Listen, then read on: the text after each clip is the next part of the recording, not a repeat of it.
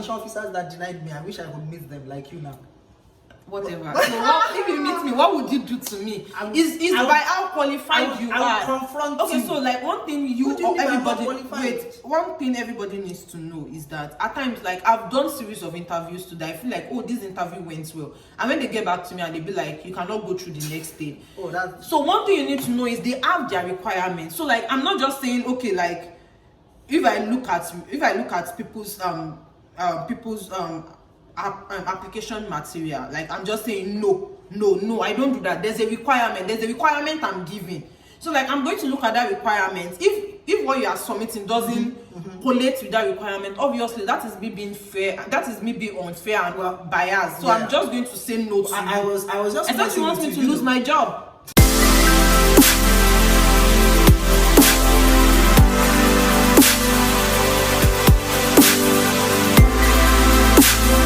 Welcome back to another exciting episode on my YouTube channel. If you are new here, thank you so much for stopping by to check me out. Welcome to the family. Do not forget to give my video a thumbs up. Do not forget to click that red button, subscribe to my channel, share my video. And yeah, this episode is going to be very interesting because I brought another friend on this channel. Remember how I told you the last time that I want you all to have different perspective as to what admission in the US is all about. So today I brought somebody, a very special somebody, King of Oxford. So when you see him, also bill him as well. He has plenty money. Wow. So introduce yourself. Hey, I am Samuel Abiola Lawal. Okay. Very good friend to Ruth. Yeah, we want to discuss some very interesting things this morning, so you may just want to hang around. Okay, you heard that, hang around, and he's a very good friend to Ruth. Okay, don't worry, if you want, you can see he's fine. You can see how fine he is. So if you want his number, make sure you watch this video to the end. If you want his number, or if you want to have anything to do, if you want me to connect you with him, you need to watch this video to the end. This is how we find my wife. Okay, maybe I knew Ruth would do that for me. Exactly. Maybe this is how you will find Ruth, your wife. Thank you very much. Okay, thank you. So in today's video, we'll be discussing how he got his admission, the things he did, how it all began for him. So yeah, just make sure you watch the video to the end, and if you want to see him back on this channel, you already know how we do. Make sure you comment down below, say something interesting about what he said in the video. Don't just put a normal generic comment. Okay. So yeah, so we are going to start from how did it begin for you? Like, did you just wake up one day and then you felt like, oh, I want to study in the US? Like from the very beginning, how it all began for you? Oh well, I think it has always been to study in the United States, not US particularly, but somewhere outside Nigeria, because I know that I would have bigger opportunities, and I can practice with the latest tech and things like that. I've always wanted an international experience, but when I wanted to apply, I applied to different schools, even some schools outside United States, in Finland, in South Korea, then US. But US South came. Korea? Yes. South What were Korea. you looking for? I read interesting things about South Korea. Are you serious? I may not be able to go into it. I'm very serious. South Korea is a very good country. I read a lot of things. It's not in fact, Korea, US was my third choice. Are you serious? Honestly, South Korea was my first choice, then Finland, then United States. Are you but serious? Those schools rejected me for reasons why I don't know. Wow. For no reasons, I got rejection. I got admission in the United States. So why not? But I think I've always wanted to do this, and yeah, I don't want to go into details because it links to some situationship that you don't want to talk about. And besides, we are talking about admission today, not situationship, no relationship. Trust me, so okay. I don't want to. But then I had a very good person in my life that time who was always pushing me, to also do that. So I appreciate that. So the good person, if you are watching this video, Samuel is saying thank you. Okay, so like when did it begin for you? Like what year did it begin for you? I would say that during my National Youth Service Corps, for a non-Nigeria, that's 1 year compulsory service to the country after you graduate from your college degree or whatever. You have to serve the country for 1 year. So it began that time. I was looking out for opportunities around me, and I spoke to a friend. I should say I spoke to a friend, and the friend introduced me to his own brother. Okay. And his brother his brother knows about this thing. He does it as a business. He mentors people. Okay. He helps them with admission processes. This guy mentored me and he showed me how it is done. And since that time, I think I could repeat the process on my own. Success leaves a pathway. It leaves a clue. So you could always follow clue of people who have done it before, and you could also get your own done. Okay, so that's why you should watch this video to the end, because this is you following clue of people that have done it before, and that is why you should subscribe to my channel. If you keep watching my video and you have not subscribed to my channel, I feel like by now you should already subscribe to my channel, because I'm giving you helpful information that you are not paying for. You are just subscribing, and for 1 second subscription is absolutely free. Okay. So how did it begin for you? Did you first of all search for schools? Because on this channel I advise people to first of all search for schools to check out their requirements. But how did it begin for you? Did you search for schools at first before trying to write GRE or trying to write test of English proficiency? Honestly, thank you for that question. I would say I'm a very practical person. I feel like if you want to travel outside the country, either you're a Nigerian, a Ghanaian, and someone from India or Pakistani, the first thing I did was to get my international passport. Okay. I feel that will propel me. I wouldn't want my international passport to expire without making good use of it. Okay. So my first thing was I got an international passport. A lot of people talk to me, Sam, I want to travel, blah blah blah. I asked, do you have an international passport? They say no. I'm like, bro, if you want to travel, get international passport and talk to me later. Let's talk when you have the passport. So I got my international passport, and the second thing I did was to search for programs, for schools. Okay. So yes, you have to search for schools. You want to know what the school requires before you start, So when you know the requirement, you can work towards the requirement. Okay. The requirement is like a checklist. The requirements that you don't have, you can check them later. But I always say, even to register for certain exams, like TOEFL, GRE, you need your international passport. So international passports, probably I would say, is the first thing you should get. Then the second thing you may want to do is to search for programs and see what their requirement is. But I should also say that we know the general requirements. Most schools, this requirement are standards. You know what schools will require from you. Recommendation letter is a must. Transcript is a must. TOEFL sometimes is a requirement. Test of English as a foreign language, or you can go for IELTS. And GRE, for some programs they will say GRE is a must, and you have to have I think I mentioned transcript. So recommendation letter from maybe 3 people you have worked with or your professors. So these are the basic requirements. So the requirement is not far-fetched, and most programs follow this same requirement. Okay, so I'm going to add to something that you said. You said something about passport. I know I currently advocate for, even if you don't have your passport, you can start applying, because for me, I started searching about, so I already applied for my passport, but I was in the waiting phase, waiting for you to get ready. Okay. So I started searching for schools. I started doing my own research, because I did not have to write any exam, so I did not need my international passport for anything. And when I started applying to schools, none of the schools told me to submit my international passport. But I said, something like this happened to a friend of mine last year. We were supposed to come together in July, but she had to come in January because she got funding, she got assistantship, fully covered. But when she was about to request for her I-20, her international passport was not out. Wow. And so by the time it was then that they now banned international. I think it was around June. By June, her international passport was not out. Yes, they said there was no paper. So she eventually got the second week of June. She requested for the I-20. The I-20 did not come until July, and by that time it's late. She did not get it. But thankfully for her, she was able to defer the admission. But there are some schools that will tell you that if you defer admission, you will not get the funding again. Yeah. So you don't want that thing to happen to you. Imagine you've been chasing something and then it eventually came. And passport is something that would not make you achieve your goals. You would not want that to happen to you. So as much as I would say, it's not a must to get your passport before trying to research for schools, but as much as you are researching for schools, also make sure that you are working on your passport, because passports in Nigeria now, I know people that have been trying to get passports since August, and this is March, and they've not even gotten the passport. They've done the interview and everything, but they've not gotten the passport. So as much as you are doing all this, also make sure that passport is the number one thing. Without your passport, you can't get your I-20. And if you are going to write exam without your passport, you cannot write exam. So yeah. I think you just stated that in a very good way. Your passport is important. You have to get your international passport for this process. Yes, your international passport, because how do you want to travel without your international passport? What are the, like, I don't know. If you even want to go to the embassy, you need your international passport. So yeah, basically international passport is very, very important. Yeah. So after searching for schools, first off, did you write exam? Did you write GRE? Did you write test of English proficiency? I would say that I wrote test of English proficiency. I actually went for TOEFL, which is test of English as a foreign language.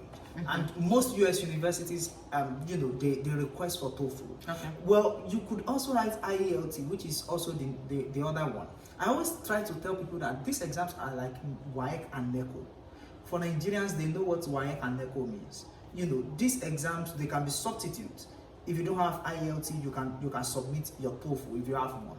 And if you don't have a TOEFL result, you can submit your IELTS. And they are essentially both like almost variants of the same exams. Let's put it that way. They are almost the same thing. So I wrote TOEFL because one thing people don't know about TOEFL is people always ask me a question: why must I write this test of English?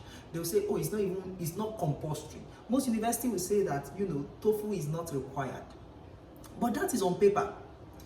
All these tests of English, these exams basically tell the university something about you, tell the admission committee something about you, and what it tells them is that you understand English, you can speak English, you can listen, you can understand, you can communicate. Okay. And that increases your chances of landing a funded admission. Okay. That does.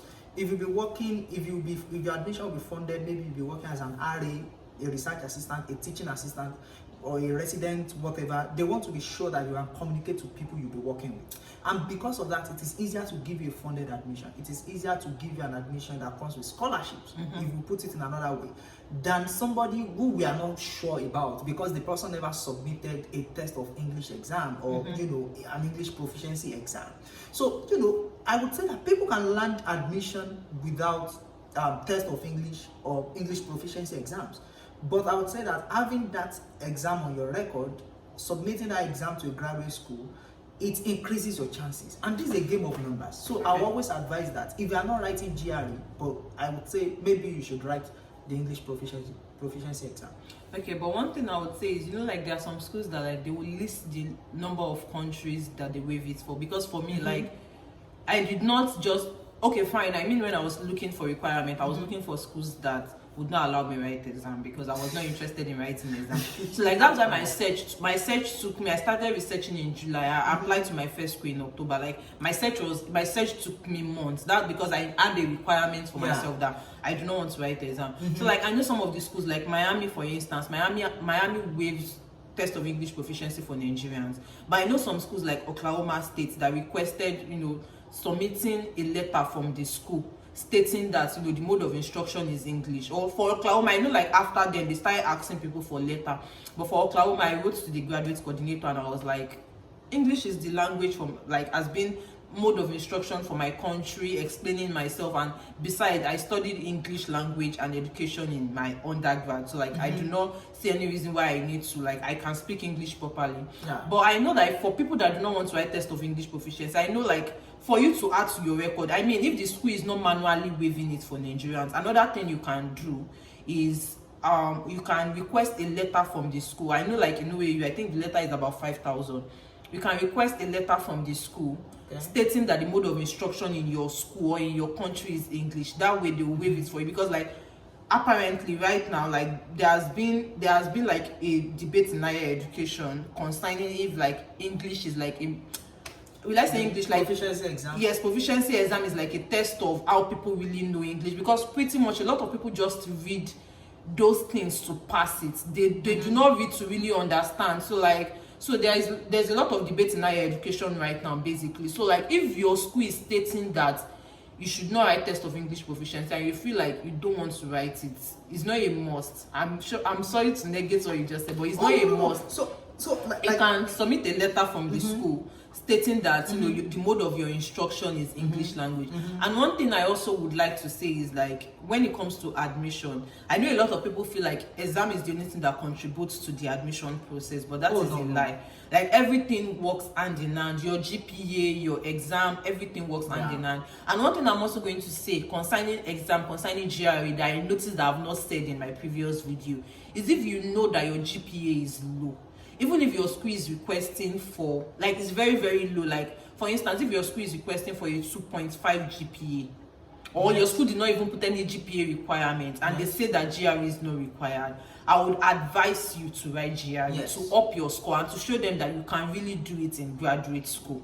And then you cannot explain to your statement of purpose that, okay, this and this is what happened, this is why I was unable to, you know, graduate with a good grade when I was in college. You cannot explain to your statement of purpose, but otherwise I would advise you to write GRE, because it's going to, like, show them that this person knows what they are doing and they can do well in graduate school.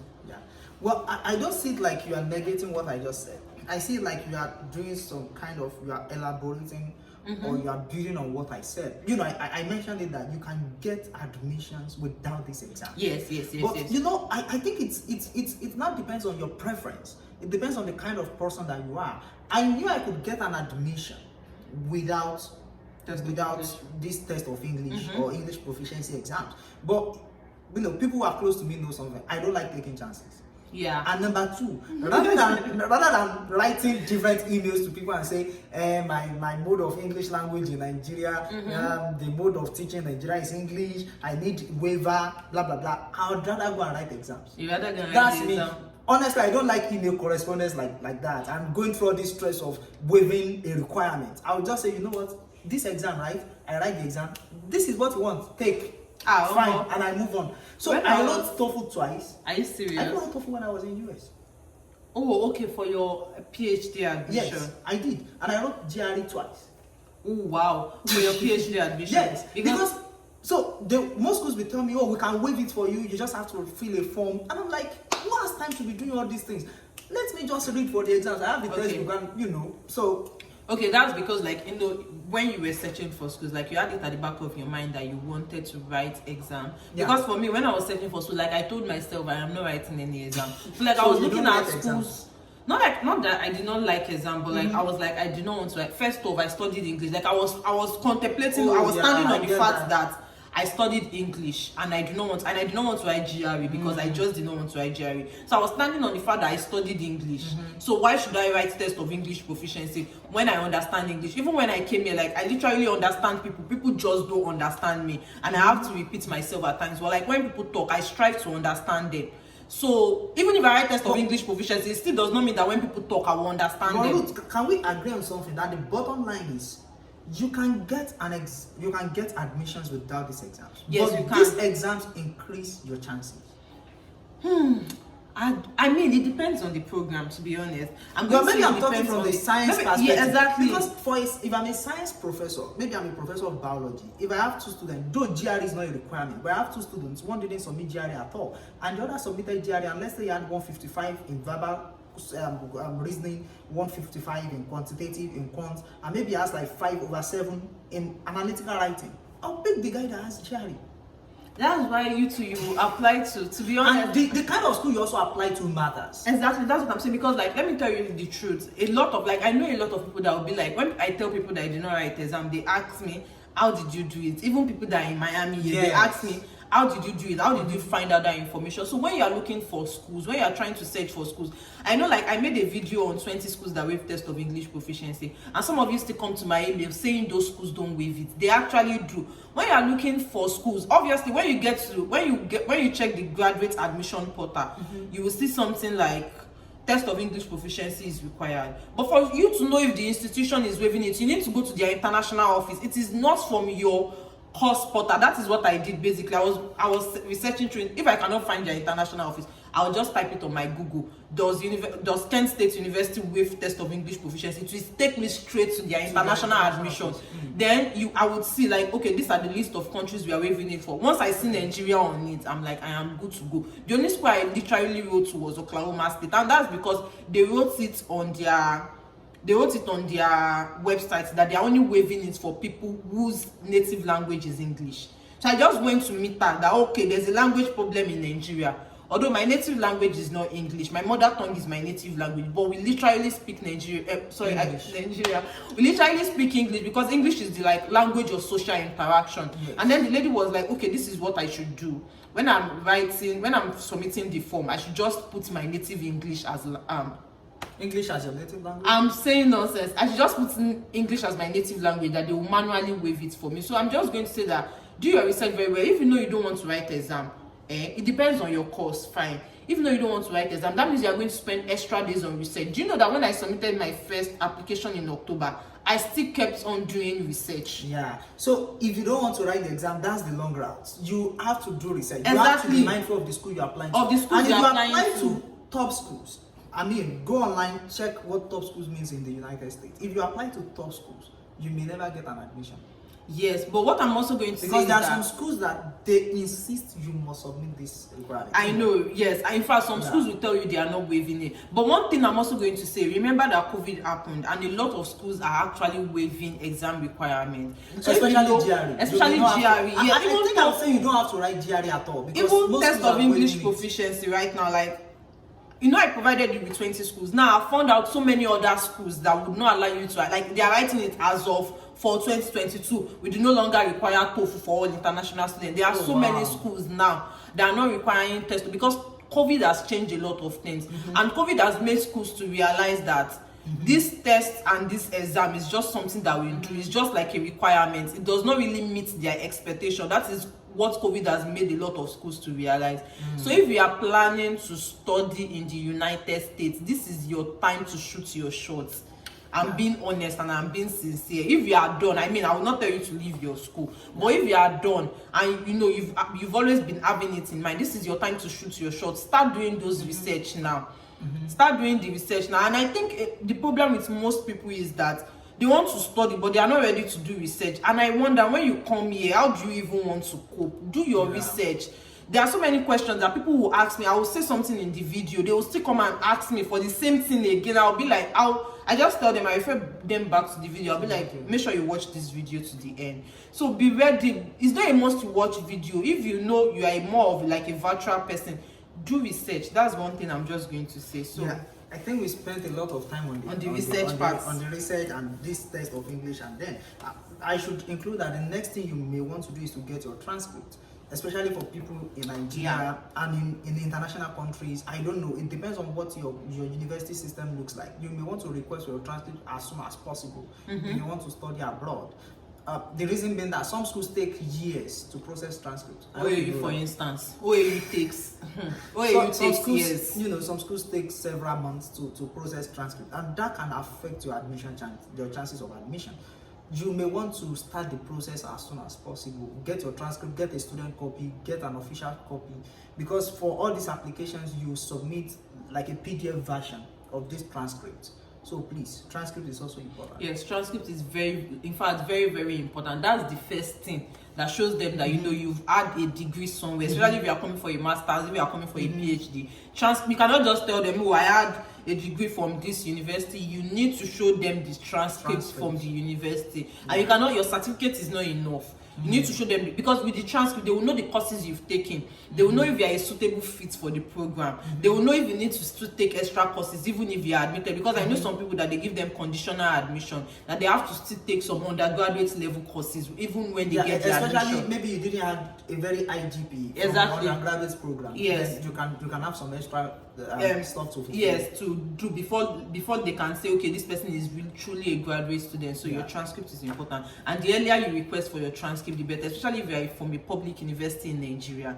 The earlier you request for your transcript, the better for you. And I should say this, for guys in life sciences, and that's where myself, Obed, and I could be a little bit different. You said Obed spoke in the last video, and Obed was talking about from the chemistry perspective, and I'll be talking about life sciences, agriculture, environmental science, and some other courses, something like biology. These guys have to do one extra thing. They have to email professors. Exactly, that's something I wanted Obed to talk about that Obed did not talk about, because like it was, you know, naturally we all know that chemistry department is rich. So like these they guys are easily rich. fund. These Exactly. guys have a lot of money. These And- guys and have a lot physics. of money And and physics. These GJ guys have a lot of GJ money. Obed, these are rich boys. So if you know, like that's why.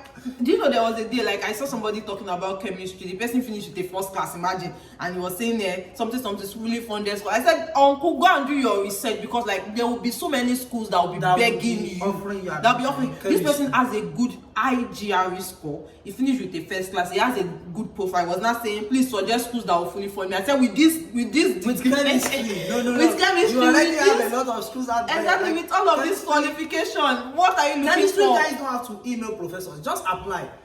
Professors will email you. Professors, exactly, when they see your profile, just have email you. Just have these exams, this requirements. Submit an application. But you see, guys in my field, environmental science, biology, agriculture, animal science, nutrition, you don't have a lot of funding.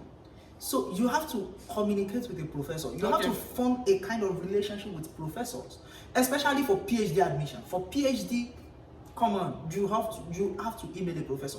If you have a very good profile and you just apply and you don't have a professor who is willing to take you into their lab, you may not get an admission in this field because the funding is limited.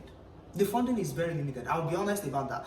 And I mean for PhD, basically, for PhD is very limited. Guys that are not in chemistry, physics, please, biology, environmental science, agriculture, and all these life science courses, your funding is not a lot. You will definitely get an admission, you will get one. But I don't want to go into how to email a professor now. Maybe that will be another stuff on your YouTube channel. You know what? Angarant. I said Angarant. You may want to talk about how to email professors, but there's a way you email professors. Don't just send professor emails like text messages. What's up? I'm thinking, will you get me? No. You don't. You want to create a good impression. Yeah. And when you send that email, an email that a professor reads and feels like, oh, I think this is a good student. This person has correct head, right? And you may want to attach your transcript and your CV so that they can just know the kind of person who is communicating with them. And trust me, if they have an opening, if they have a funding in their lab, they will email you back and encourage you to apply. And they can tell you, oh, you know what? I'll take you as my student. Just go and submit an application. That's the way it works. It worked for me because I'm in this life sciences and funding is not a lot. You don't have a lot of money. So you've got to fight for it. So you have to email professors. Apart from the fact that you search for schools, you want to search for what their professors are doing, their research. You want to know the professors and you want to introduce yourself to the professors.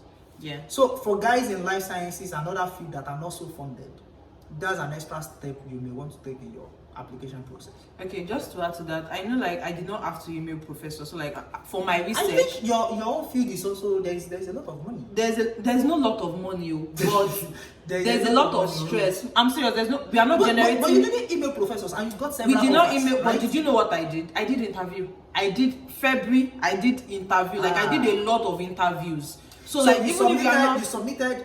If I'm getting it right, I submitted applications and without contacting professors. No, you don't have to contact professor because for your field, because you are not doing research. This is like more of like an administrative work. Like I'm not doing any research, so like I don't need to contact any professor. But for you to get an administrative assistantship, you need to do interviews. But I did a lot of interview. I did academic. So like it's not a joke. Okay, it is not a joke. And that's the same thing with my internship too. Like I did like 2 stages of interview before you get in. So it's not like, oh, you just submit application and you just expect funding to come instantly. Funding will not come. You have to do interview. Interview days is always in February. That year, my February was very busy. From one school, in a school, I remember from Kent State, I had like 9 interviews within the space of 2 days. Yes. 9 interviews within the space of 2 days. So like it's also a lot. So that's what I'm saying, that you need extra motivation. They want to give you money, so you should be ready to do things. Exactly. They want to give you money, so you should be ready they are covering your school fees. So but then like if they want to give you money, but you know, like having a lot of interview too, especially when you have interviews with different offices, like to be honest, even with my internship search, like I was having like 5 interviews in a day. And when I'm saying something, I used to feel like, okay, maybe I've said it to them. But like, it was not to them I said it to, but I would just keep repeating. So I don't even know if I was repeating one point twice for one particular individual. But anyway, that's not even a discussion for today. So one thing I'm going to say with the emailing of professor is that try to search the research topic. Like when you are emailing the professor, I mean for my research, try to show the professor that you have that you have a knowledge of what he's doing, what he's doing. Because I mean, nobody would want somebody that will not contribute to their research. Are we talking about emailing professors? I don't know how long this video will be. I mean, I can decide to, do it as part 1 and part 2. So okay, yeah. well, when you want to email professor, make sure that you have like a captivating topic. For me, I always go with something like inquiry from an intending graduate student. Okay. So, when the professor sees that topic, he already knows what I want. You don't want to give a topic that will not really tell what you want. At a mere glance at my email, you know who I am. Then you start by introducing yourself. Oh, I am Abiola Lawal, this and this. And you say, I studied in this university in Nigeria. This was my undergraduate GP. Don't do that if you don't have a very high GP. I always tell people, only flaunt your strength when you are. Yes, when it is good. Yes, when it is good. When you are trying to meet somebody for the first time. If my GP is very low, I would never talk about my GP. Exactly. But let's say, let me give you an instance. If my GP is low, but I have a very good GRE score, I wouldn't talk about my GP. But you talk about your GRE, yes. Then if the professor talks about my GP, I would defend that GP and say, oh, when I was an undergrad, this and this happened. And that is why, my GP is quite low. But if you look into my GRE, you see that I've improved. So if you have very good GP, you can flaunt it and say, well, let's say I studied environmental science from University of Ibadan. I graduated with a GP of this out of this, maybe 3.9 out of 4.0. I mean, that is high. So you want to flaunt that. Then so you can go to the next paragraph and say that you are looking to the prospect of applying to the university program, and you came across his profile, and also make sure to mention that you read few of his papers. Usually I go with 2 papers. Okay. I read 2 papers, and you don't need to read everything. Come on. You don't need to read it is. You can just scan through it and have an idea of what the paper is going. And you can talk about one of the results in his paper and say that in your paper that discusses the metabolism of carbohydrates in whatever, I was intrigued by your finding, and I would like to work on a similar topic for my master's research. Okay. And you can end it by saying that I'm wondering if there's an opening in your lab for the fall 2022 graduate admission. Okay. I would like to be a part of your lab. The professor will get back to you. Sometimes they say, oh, Samuel, I'm sorry, I don't have space. Or sometimes I have space, but there's no funding. Good luck on your next adventure. And sometimes they can say, oh, I think I like your profile as well. Let's talk. Can I send you a Zoom link? It happens that way. So emailing professors, I always go with like 3 to 4 paragraphs. I introduce myself. I talk about what I've done. I talk about their own research, why I want to work with them. I say, I've read your research. This is what I like about your research. And this is why I'm interested in you. And lastly, I end it by inquiring if there's a space in their lab. For science students, for science folks.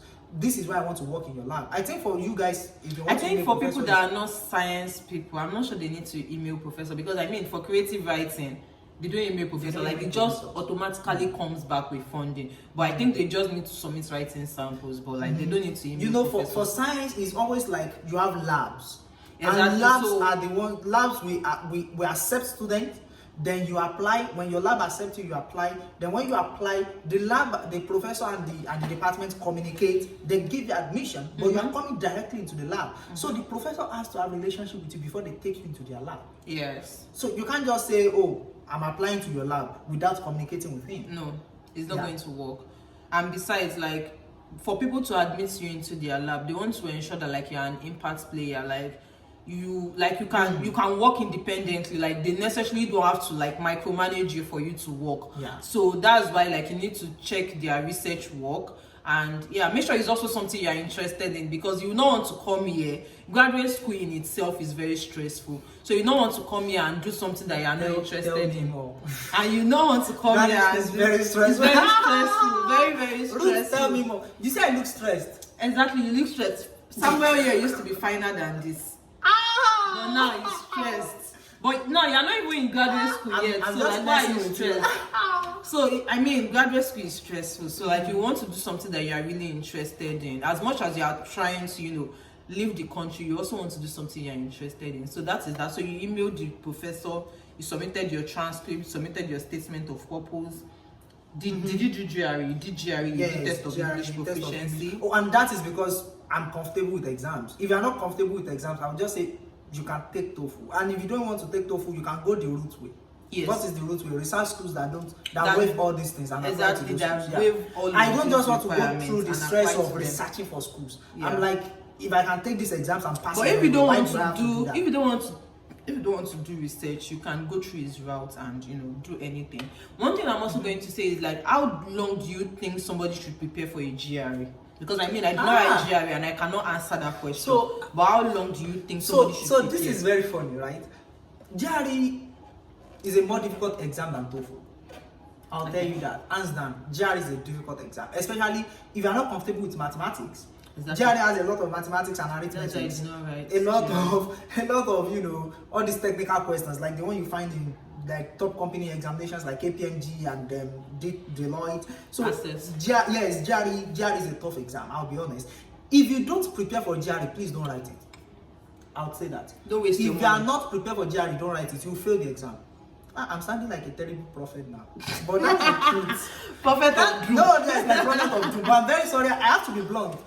My close friends know that I'm blunt. If you don't prepare for GRE, don't write it. If you know you can't study for GRE, don't register for it. You waste your money. You fail. Yes. GRE is an exam that you need technicality to answer the questions. The questions, you feel like you're answering the right thing. Go and check the answer at the back. You see that you are failed.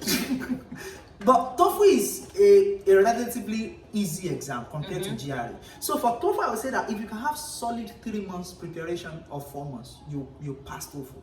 TOEFL is you have 120 as total score in TOEFL. So if you get something like over 90 and above, I think you are good in TOEFL. Okay. The 2 times I wrote TOEFL, I had over 100. But that's because for my TOEFL, I was funny. I prepared for TOEFL for 1 year. Are you serious? I was reading TOEFL textbooks. By the time I was taking my TOEFL exam, I was sure that I would pass very well. Because you prepared. I had 108 out of 120. I prepared extensively. So it also depends on the amount of time that you have. So the funny thing is, I prepared for GRE in 4 months. Okay. Because by the time I was not preparing for GRE, I didn't have all the time. But I prepared in 4 months, and I have a very good score. So, but make sure, I would say for TOEFL, 4 months should be enough. For GRE, I would say 6 months. 6 months, because I would have loved to have more time to prepare for my GRE. I did have good score, but I feel like I suffered. You would have done better. I could have done better. Yeah, absolutely. So I feel like if I had like 6 months, I would have done better. So I think in 6 months you should be ready to write GRE, and you may want to get textbooks. For me, I use textbooks. Okay. Some people go for tutorials. Yes. I don't like tutorials. I hardly do tutorials for exams. I prefer to order for textbook, read on my own, and pass exams. Because the tutorial, I feel like I prefer to read on my own than like doing all of these tutorials. And if I'm not clear with something, asking somebody to help me out instead of like wasting my time. I don't know why I like textbooks. I prefer textbooks. And something I'm going to say is, I was going to say something. Okay, yeah. So something I'm going to say is, it also depends on how you try to, retain information. I know for some people, like, they would not do, like some people, they don't know how to prepare 6 months ahead or something. They will not be serious. So for you, if you know that with 3 months, you will prepare extensively. Because I have a friend that wrote GRE he prepared within 2 months, but this is like, you will wake up, you will overnight and do preparation. And that is it. No one works for you. Exactly. No one works for you. For somebody like me, if I want to write something like that exam, I need to prepare ahead because I don't do crash reading. I need to prepare ahead. I'm a very slow reader. I assimilate information kind of slowly. So, but once I know it, I know it. So, like, I need to read ahead. So, if just know what works for you. I think by now, if you went to undergrad, you should already know what works for you. You should know how you've been doing with your exams. So by now you should know what works for you and just do it for GRE. Just make sure that you are preparing extensively. And I also think something that might help you with this exam is you may want to register for this exam even when you start the preparation. Okay. The reason is, I noticed that people who don't register for the exam, they never do. Okay. They always push it. They always postpone it. I'm not yet ready. Sometimes when you register for exam, it helps you to prepare. Yes, because you know there is an end date. So usually, I think I wrote my GRE around November. So if I wrote GRE and TOEFL back to back, so I was preparing, consecutively. I wrote the exams back to back. So I fixed, I think, November 10 for TOEFL. I wrote TOEFL first. I always like to go with TOEFL first. Then GRE November 17th, weekend and the next weekend. So because I knew that there was a date, I was reading. I was just reading. there is a date, and there is no way I've paid for this exam, and you don't want your money to I go don't to want waste. Yes, I don't want to waste that money, so I have to read. But I also say that maybe you should maybe you should register for this exam maybe in the next 4 or 5 months, so that propel you to read. Because if you don't, you may never register for the exam.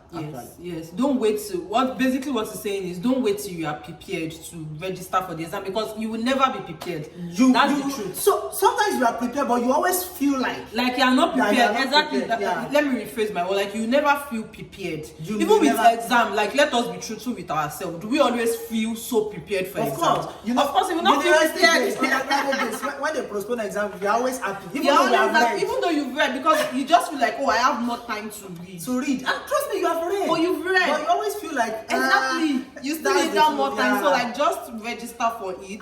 You can register like 3 months ahead and just use that 3 months to prepare. At least that time, you have an end date. Yes, that I know the way our deadline motivates us to work. Deadline motivates. So that way you'll be motivated. When you start saying, oh, it's the 1 week now, you'll be motivated to get your sheets together and work. So that's that about GRE. So what else do you want them to know? Well, I think the last thing I will talk about, we can talk about statement of purpose for a while, but I'm not sure maybe in this video, but let's talk about recommendation letter. You've got to get the recommendation letter. I always say like 3 people. Essentially, it doesn't have to be professors. When I say professors here, let me rephrase, lecturers.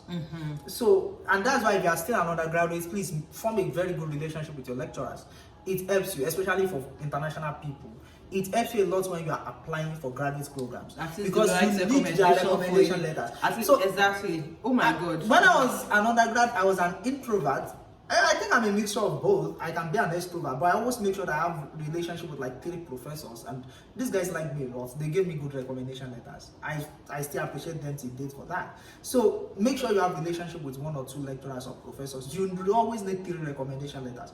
And if you are working, you may get a recommendation letter from your boss. Yes. Yeah, you can mix it up. You can have 2 professors, 2 lecturers, and one other one from your boss. So one thing I'm going to say, I mean, with the recommendations, if it's 3, they can tell you at least 1 should be from academic, which is like whatever university you went to. Oh, let me say that for people in sciences, recommendation letter from your supervisor, like we call it, supervisor in Nigeria, your project supervisor or your main academic advisor, it's very important. It's very important. It's very important, because he can talk about your research, how good you are with research. Yes. Especially if you are especially if you are looking for like a research assistant, you want somebody that will attest to the fact that you can do well. For me, I was looking for people that will attest to the fact that, like, with my administrative skills, like, I'm so on point. Yeah, so and I can do well in graduate school. So like I spoke to my boss then, and I told him like, this is, and also like, I already made a video on admission materials, but I'm also going to say it again for the purpose of people that did not see that video. Also make sure that you are telling them things that you've done. See, these lecturers have a lot of you. You have few of them, but they have a lot of you. Like, imagine maybe especially maybe you graduated in 2016. They cannot remember again, but always remind them, okay, this is what I did. Remember I did this. Remember I did that. Always remind them so they can put it on your recommendation, because when they put things like that on your recommendation, trust me, you might feel like recommendation don't contribute to the admission process, but it does.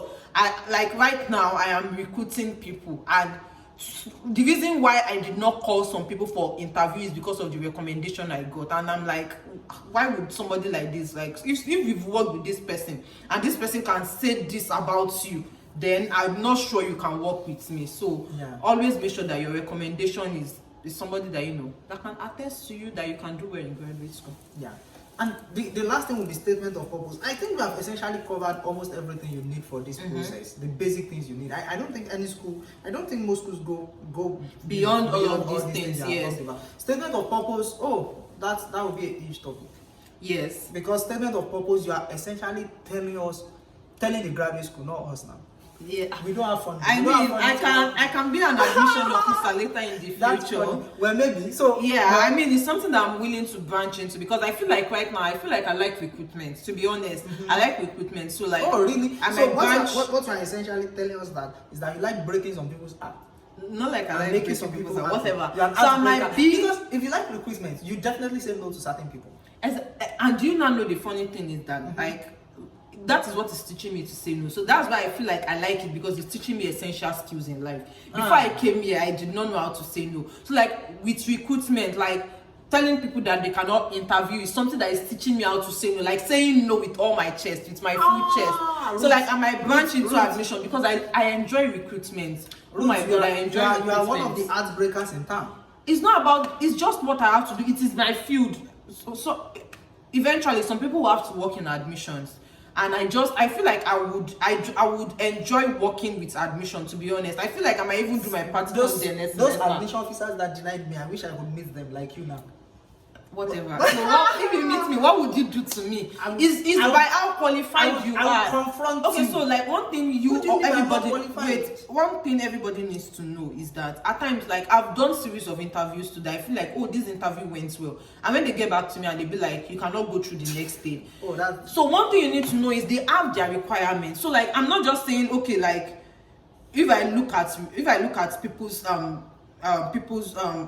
application material, like I'm just saying no, I don't do that. There's a requirement I'm giving. So like I'm going to look at that requirement. If what you are submitting doesn't collate with that requirement, obviously that is me being fair, that is me being unfair and biased. So I'm just going to say no to you. I was just except you want me to lose my job. Exactly, except you want me to lose my job, and you will not want me to lose my job. So like I'm just going to do the right thing. I was just messing with you. Honestly, that's like you gain some, you lose some. So, exactly. You know, I understand that. You gain some and you lose some. Yeah, you gain some, you lose some. So there I are mean, some applications that will come back negative. Exactly. And you know the good thing. The good thing is you just need one positive. Exactly. You know that. Although for me, you got a lot, right? I got a lot. Some of you are so lucky. You see, some of us we only have that one. I know. I mean, yeah, I know, right? But for me, like I really like having options, because I don't want to feel like I am being streamlined into not having option. Because if you have just one, like you just have to decide. But I mean, it's completely fine if it's one. For you to get that one, trust me, it's a lot to get one. Oh, yes, so for you to get that one, like you've put in hard work into it. Yeah. But I mean, also always, like when you're applying, don't have it at the back of your mind that you just need one. Apply exactly. Yeah. Apply to as many schools as you can. Just put in your effort, because you don't know which one will come. Exactly. That's good that you think that, okay, look at resume and your I think your resume. Yeah, your something. resume. Please do not submit CV for application, because your CV doesn't really talk about things that you've done. Like it's just like small highlights. Your resume, you have to be detailed. I mean, I already said it. If you've not seen that video, I am going to link it somewhere here or here. Yeah, and please, you know that your academic resume should look different from. Yeah, I explained it in one of my videos. Yeah, so I'm going to. There are certain things you have to put in. You have to put. Resume. There are certain things that have to confess. Your education has to confess, because this is academic sciences. Resume. Your research has to come first. Exactly. When you're talking about research, I mean your final year project. Yes, because a lot of people will be like, what is research? I mean, for me, I think I said it initially, like for me, I did not put my research because it was not so important to your field. It was not so important. Exactly. My own field, exactly. Your research is important. I remember that I told you that if you'll be doing research, you have to put your publication. If you've published any paper, put it on your resume. If you've written anything, put it on your resume. Conference, presentations, put it there.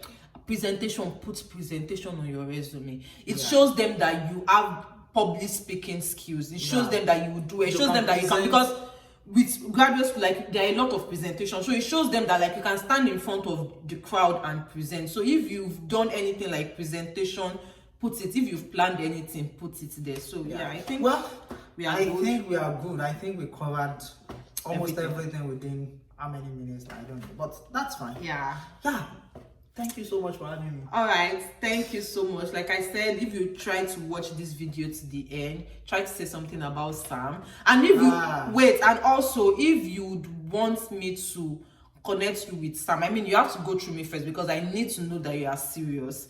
Would you be willing for me to connect people, like people that are obviously related to your field? Oh, absolutely. Okay, but you need to show me that you are serious, because I would not just keep connecting you. You need to show me that you are serious before I can connect you to him. So if you would want me to connect you to him, you can send me an email stating what you really want, or you can comment down below. Before I go, if you've not already subscribed to my channel, do not forget to subscribe. You want to subscribe to that channel, okay? Subscribe. Good luck in your application process and everything like that. Please connect people who need help like that. I'm willing to offer that. Okay, it's willing to offer you help. So Remember to share my video to people that you know this video would help. Subscribe to my channel until I see you in my next video. Bye. All right, bye.